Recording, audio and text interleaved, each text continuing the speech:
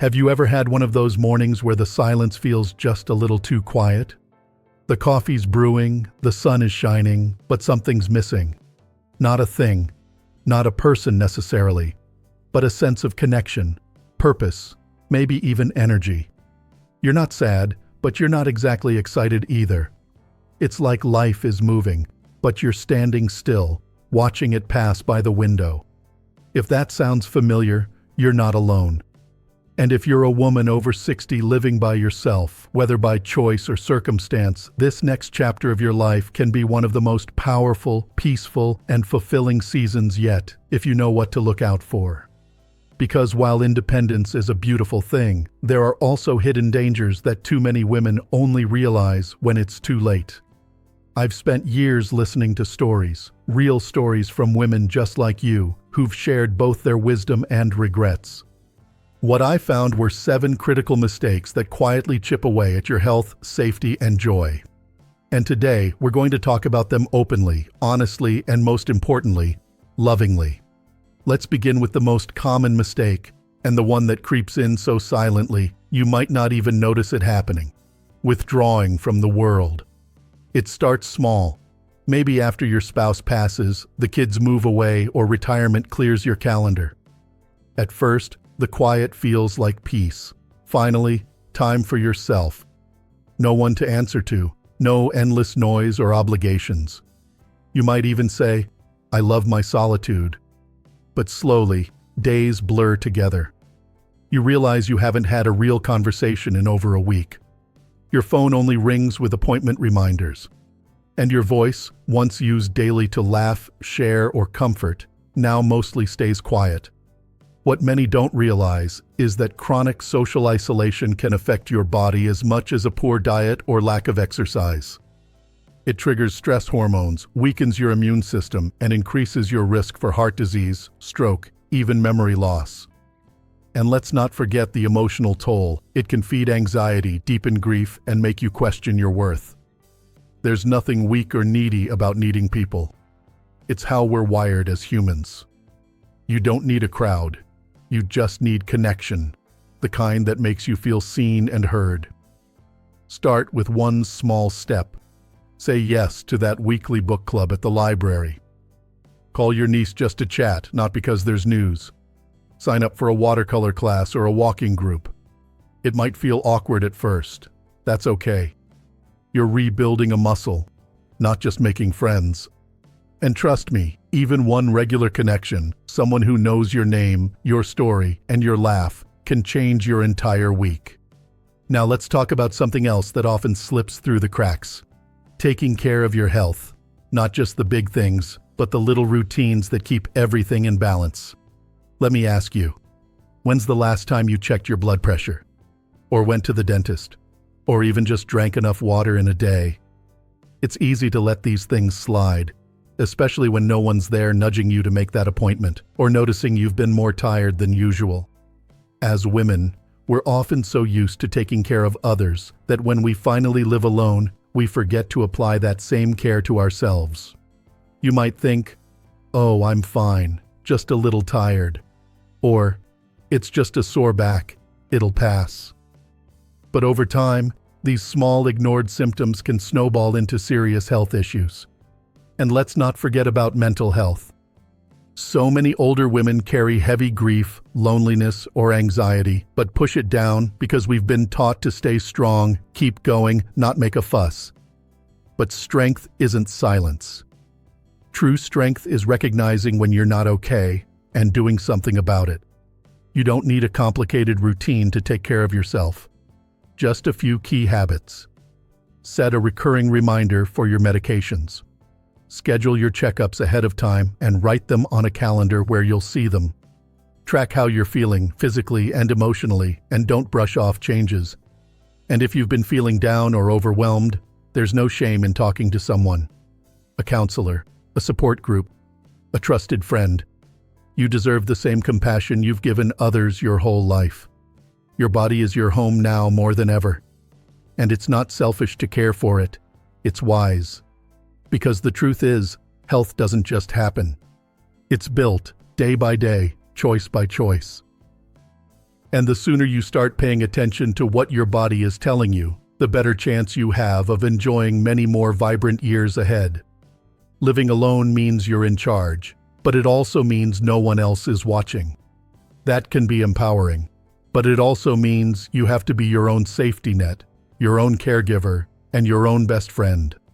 So, if you've been putting off that appointment or telling yourself you'll get to it sometime next week, this is your sign. Don't wait. Start small, but start. Now that we've opened the door to your inner and outer well-being, let's keep going, because living alone also means preparing for the unexpected, especially when no one else is nearby to help. You might not think about it often, but living alone means being the only person there when something unexpected happens. A fall, a power outage, a sudden illness. And when there's no one else in the house to hear you call out, or even notice that something's wrong, it becomes clear just how important preparation really is. Imagine this. You're reaching up to get something from the top shelf in your kitchen. It's something you've done 100 times before. But this time, you lose your balance. You slip. Maybe you twist your ankle. Maybe you hit your head. And your phone? It's sitting across the room, out of reach. No one knows you're hurt. You can't get up. You can't call out loud enough. And the hours stretch on. That's not a scary story. It's real. It happens to women your age every single day. But here's the good news. It's also preventable. There are simple things you can do today that could save your life tomorrow. A personal medical alert system, for one. You can wear it like a necklace or bracelet. One push of a button and help is on the way. Some even detect falls automatically. Keep your phone with you, not just in your purse or on the charger in the kitchen, but on you, especially when you're moving around the house. Keep a second one in the bathroom or on your bedside table. These tiny habits become your safety net. Think about how often we prepare for guests. Fresh towels, clean sheets, cookies in the jar. Now imagine putting just a little of that same preparation into emergencies.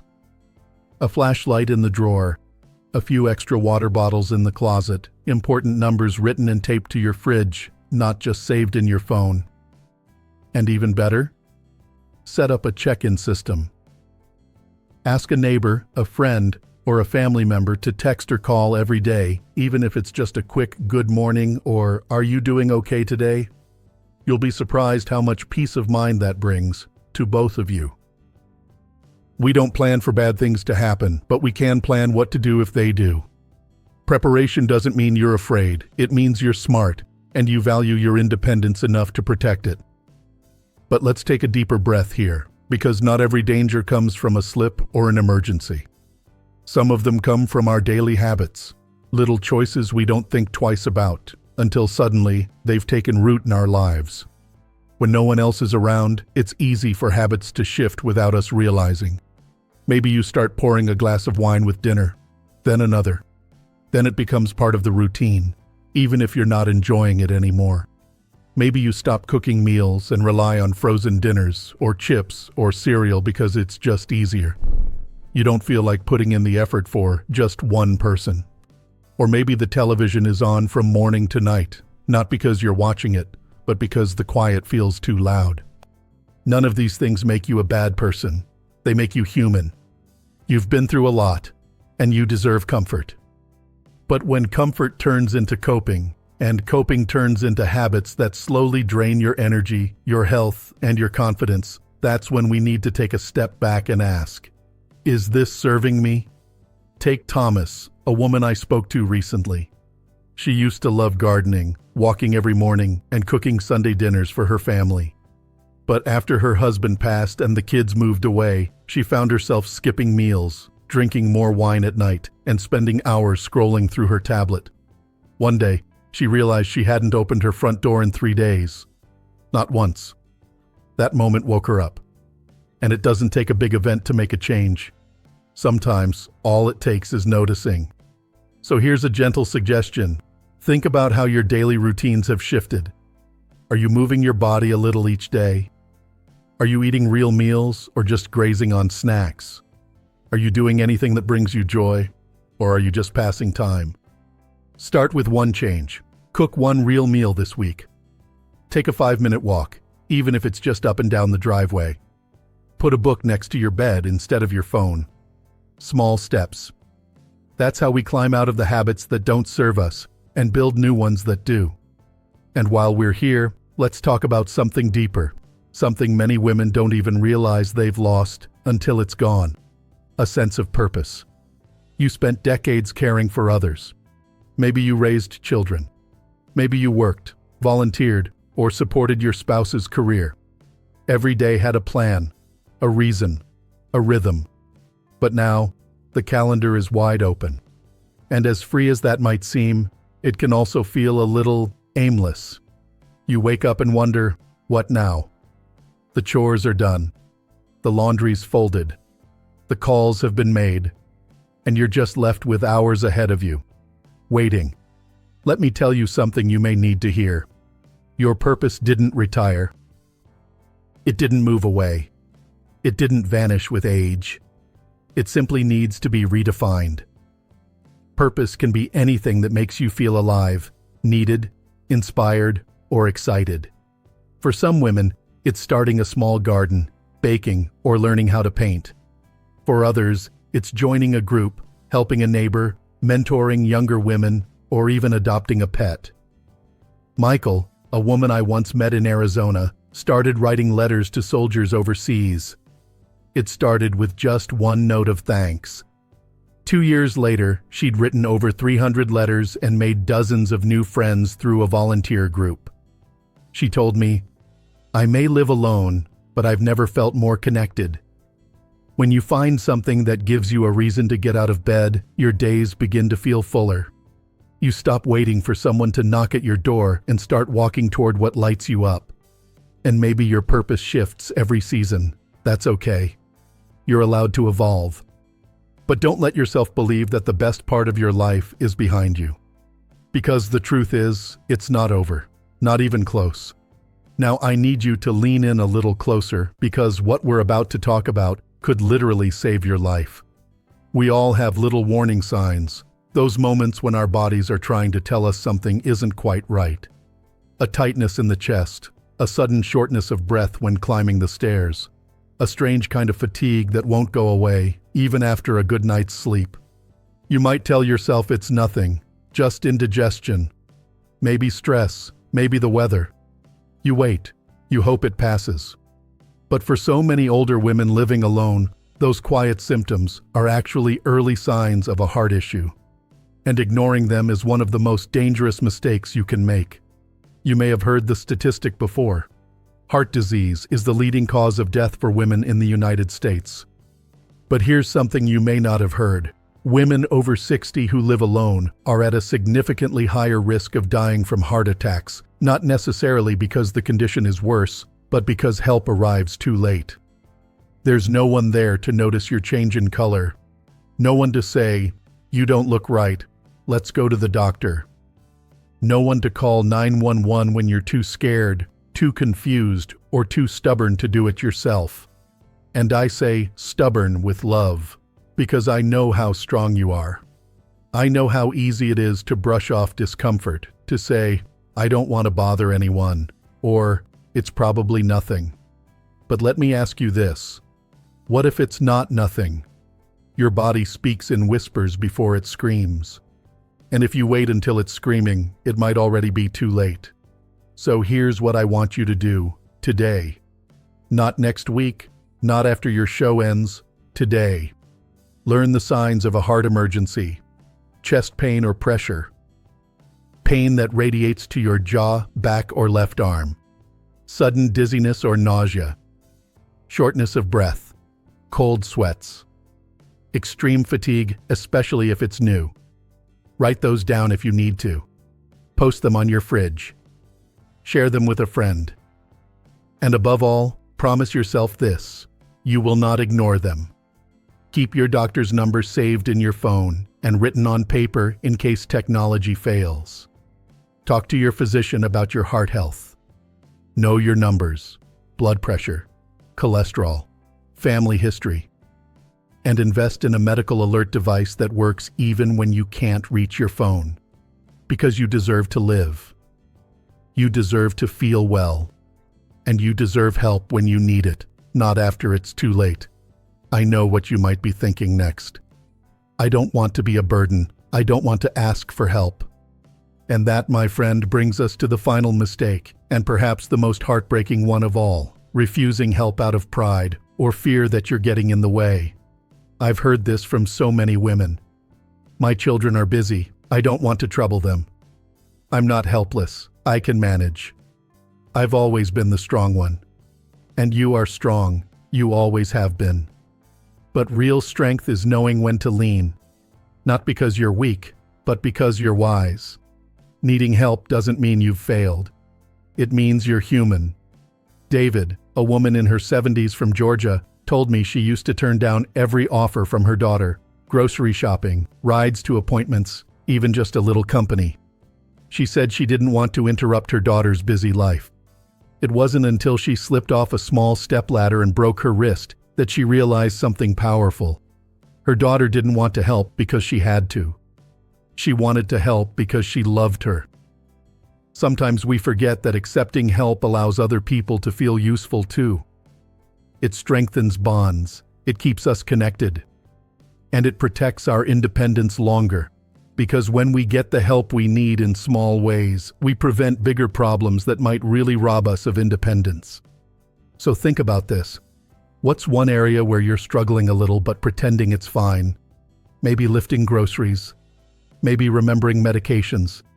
Maybe getting to that doctor's appointment you've rescheduled twice. What if you let someone in, just a little? Let it be on your terms. You get to set the boundaries. Maybe you're okay with rides to the store, but you still want to cook your own meals. Maybe you don't want anyone in your house, but a weekly phone call would make all the difference. Help isn't about weakness. It's about strategy. Smart women plan. Smart women communicate. And smart women know that asking for help today could mean living stronger and longer tomorrow. So take a deep breath. You're not alone in this. Not really. There are people who care about you. Family, neighbors, old friends. They may not always know how to show it. But sometimes all it takes is you saying, "I'd love a little help with this." It would really mean a lot. Now, let's take a moment to bring everything together. You are entering, or already in, a powerful season of life. One where you have more wisdom, more freedom, and more opportunity than perhaps ever before. But with that freedom comes responsibility. The responsibility to protect your well-being, to nurture your body, and to surround yourself with the connection and support you need. We've talked about isolation, about neglecting your health, about falling into habits that don't serve you. We've talked about emergencies and purpose and the real dangers of ignoring your heart. And maybe most importantly, we've talked about letting go of pride and letting love in. Every one of these mistakes is preventable. Every one of them is something you have the power to change, starting today. And you don't need to do it all at once. Pick one thing, just one. Maybe it's going for that walk tomorrow. Maybe it's calling your doctor. Maybe it's writing down your emergency contacts. Or maybe it's just texting your daughter back and saying, "Yes, I'd love some help this weekend." Small steps build strong futures. And you, my friend, are worth that future. You are worth a life that's full of connection, health, joy, and peace. If this video resonated with you, leave a comment below and share what small change you're going to make. I read every message and I love hearing your stories. And if you haven't yet, please like this video and subscribe to Strong Elderly Life for weekly guidance on how to live your best, most empowered life after 60. Here's to you. Here's to strength, to softness, to wisdom, and to never walking this path alone, even if you live alone. This is your time to thrive.